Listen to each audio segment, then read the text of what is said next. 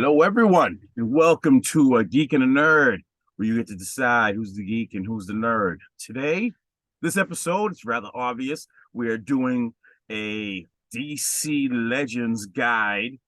We have some new characters dropping in the game, and our DC Encyclopedia Chuck here is going to give us, nice little info on Staroid.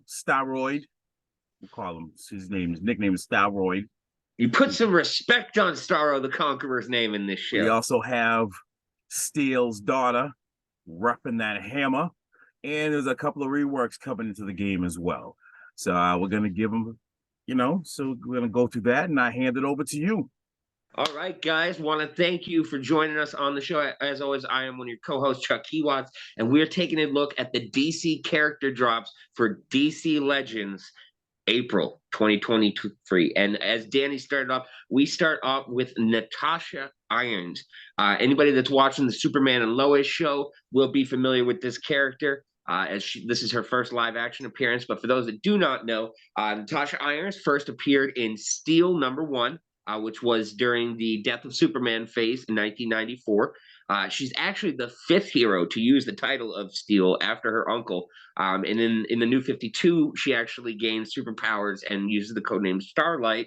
And then when her powers change again, she goes by the name Vaporlock. So one of the cool things about her, she's always been portrayed as a teenager. She's always been portrayed as a gay member of the community as well. So, putting it out there a long time ago for her. She was brought in initially in that Death of Superman run as a very minor character, and then the New 52 they kind of flushed her out as as Starlight. Of course, in the way that you're going to be getting her in the game, she is the Steel, so you're getting the organic armor that you see, the Steel costume she has, and then of course she has the Warhammer inherited to her by her uncle, her father. If you're watching the Superman and Lois show, so you're not going to get the Starlight side of things with this character, but you are going to get a really, really cool, human-based character. Her armor has superhuman levels, rocket boots. She can fly. She has limited technomorphing abilities. She can shift energy guns and projectile weaponry into liquid metal. It's really, really cool. The hammer, of course, has inertial dampeners in it, which are really cool. Can really mess with some Kryptonian physiology with that. And it also has the ability to infinitely expound its weight. So you can get just some killer swings out of it. Think Thor's hammer is just in a cooler, way to show it. I really like the fact that her armor is fueled by X kryptonite, which is a form of kryptonite that was created by humans in the attempts to give humans powers. So that is its fuel source, and that's pretty much in all iterations that she's appeared in the media. She has also appeared in the Justice League cartoon and in the Young Justice Outsiders series. But other than that, her biggest appearance is on the Superman and Lois live action show. So nice little bit of history there about Irons. Now, Danny, you're as the player side of things, where do you see her fitting in to a team? I'm not sure. I gotta kind of go through a kit a little bit more. I'm gonna. It's like, well, it should be interesting. Like I'm still dealing with some of the characters from last month because I'm not quite end game yet, so I'm kind of mid. So I don't juice them up as soon as I get them to 70-11. I kind of I slow play everything, so I slowly get my guys going, and it takes me like a month or two to really rough them up, and then I rock and roll from there. Another character that we are getting that I'm very excited about is Starro, not Stario. His name is Stario.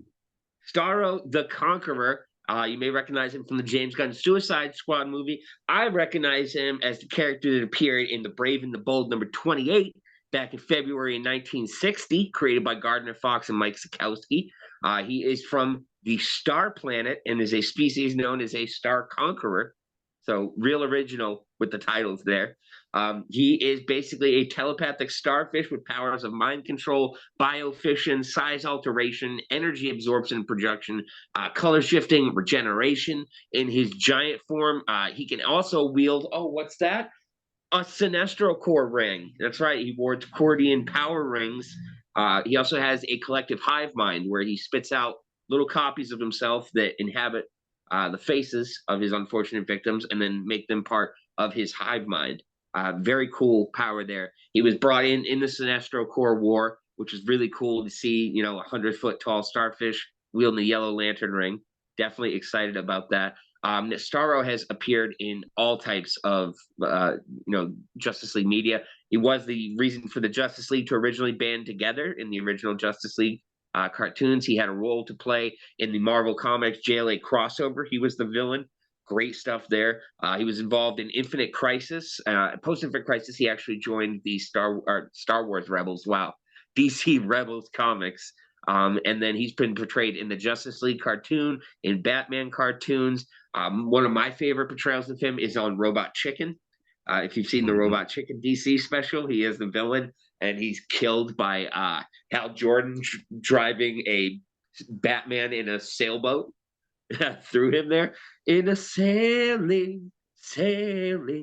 But yeah, it's been really cool. He's been featured in several different video games as well. He also has an alternate version of himself called Jarro, who's considered one of the Omega Titans. He is one of the Teen Titans of the future. So he's found the error of his ways at certain points. But as far as the game goes, I think it's going to be interesting to see if the hive mind and his ability to grow and regenerate end up coming into the character. Yeah, they can give him some healing factor. I know Marvel Strike Force does a thing where they can do a little mind control and use your own character to attack your character. Mystique does it. A couple other guys do it. So yeah, they can give her something like that as well. Definitely looking forward to see how that character plays out. Now, Danny, last month we did a Mary Marvel drop. One other character. Have you gotten to use those characters yet? Have you gotten to mess around with them in the game? Right now, my main focus is on Mary Marvel because with all these games, they're all turn-based games. So turn manipulation is one of those things that it's always going to scale. So it's gonna work no matter what. So she has a lot of turn manipulation. So I'm liking her so far.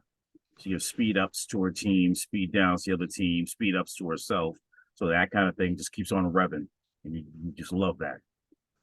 And then also we're getting a rework on Indigo One, who we did a brief history about last month, with her being the leader of the Indigo tribe, aka the Indigo Lanterns.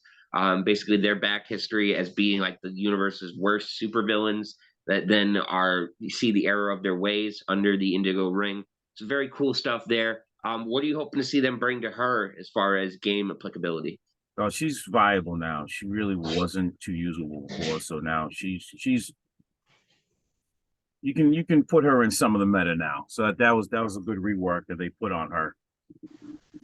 Definitely excited for that. Now, of course, we do these character breakdowns every month. We'll try to talk about the different reworks as well. I believe there was one other character getting a rework. Is that right, Danny? I believe they have. Let me see. There was. And yes, I do appreciate myself for having the title of the DC Encyclopedia of this page because my knowledge is encyclopedic. All right. Who knows the first appearances? Who knows in what media they've appeared in? Who knows their fucking alter ego powers that they had in a one shot 1987? This guy. All right. I'm the only one talking about Jarro the Conqueror on the internet right now. I can tell you that damn much. Ain't nobody talking about Jarro. Oh, here we go.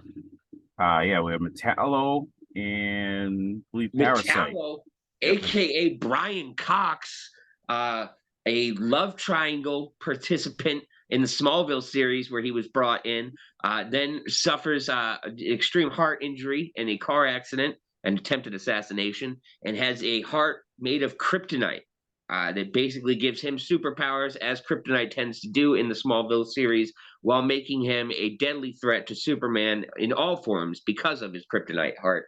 The only exception to this is Bizarro, who, of course, ate his heart in one of the comics. And that was a pretty cool scene because he did not see that going down the way that it did. And Bizarro was very happy to take that power up from the Green K. So as far as usefulness in the game, you're probably going to get some super strength. You're going to have some limitations over Kryptonians, of course, with that kryptonite heart. I'm assuming that he'll have some team building skills that you can use, but I don't really see him as being, a top tier choice on your team. What do you think about Metallo joining the rework roster? I haven't really got too much into him yet, but now he'll be okay. Let's see what we have here for Metallo. He has damage to single enemy, apply 2 strength downs. If Metallo is taunting, good to have a taunter on. Heavy damage to an enemy, gain 3 strength ups. Damage to all enemies and purge 2 buffs on target. 50% chance to gain taunt. And Superman's a taunter. He's like one of the main taunters in the game. Superman's like, what are you gonna do, bitch? I'm Superman. It is. What are you gonna do? 50% chance to gain 2 strength ups if Metallo takes damage. And passive ability, if Metallo has 5 or more strength ups at the beginning of each of his turn, 50% chance to gain 3 mends and purge up to 3 debuffs. Okay. Now, he might be speaking Mandarin to those of you listening at home, but anybody playing DC Legends knows these stats. So pay attention, my friends. This is vital information for your everyday life. And my hands look so big right now in the camera. I feel like Ricky Bobby. I don't know what to do with my hands. And that's the last one, Parasite. He's getting a nice little rework. Parasite, aka Marvel's go-to Mary Sue, DC's go-to Mary Sue. So Parasite, of course, leeches powers off of other people and can take their powers for short terms. It's been expanded to different time limits throughout the course of the comics, but it's always typically pictured as a short-term thing. Typically, he'll take the powers of somebody way more powerful than anything he's dealt with before and end up giving back those powers at the end of a storyline because he just can't handle them. This, of course, was debuted in the course of Smallville, Batman Beyond, Justice League Animated Series, Superman and Lois has portrayed him as well. So lots of different media there for Parasite. Always typically a different person. I've seen both male and female Parasites. So it'll be interesting to see what they do with that. What are they doing for them for a rework, Danny? Let's see. Parasite Strike. Special damage to an enemy. 10% additional damage per buff on Parasite. Max 100%. That's nice. We have special damage to an enemy. Gain 25% overheal. This is leech factor. We have Osmosis Blast, special damage to all enemies, 50% chance. Osmosis Jones, bitch.